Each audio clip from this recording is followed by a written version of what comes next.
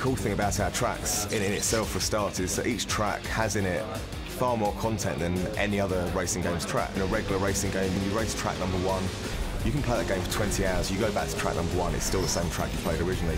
And in split second, as you go through the game, you can unlock these new power plays.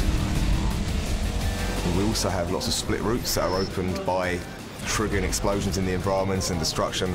So in that respect, it's a little bit like, say, what you get in a platformer or an action game, being encouraged to revisit areas from earlier in the game and finding the new content. As you're going around the lap, different things are happening to you. The designers are introducing different features. Each lap isn't the same, each lap changes. I decided to kind of think a bit more out of the box and think about some environments that could really offer up truly spectacular moments rather than just the average stuff that you see in most games. The dockyards, airports, you know, it's the sort of thing you don't really see in most racing games. What's really cool with the cars is that you start the game, and as you go through it, you get given these 30 cars. You get awarded them by winning episodes in the TV show. And as you play through the game and you unlock certain achievements, these achievements are actually represented on your car as decals.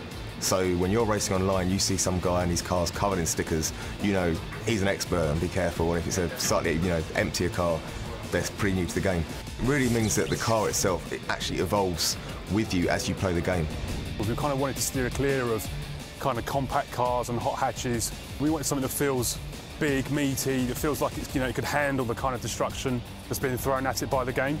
On top of that, we also wanted to kind of design them from the ground up, as it's a TV show. So essentially the TV company have created these vehicles, and they've also designed the vehicles so that they're as spectacular as they possibly can be when they crash or when they get hit by a building or by a ship or other vehicles.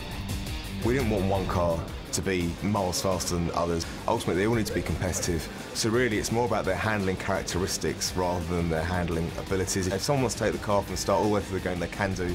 And like I say, because the stickers on the car are evolving with you and the bodywork, it'll show that you've invested more time with that car than someone who's just played through to get all the cars individually. It's a real, personalised experience.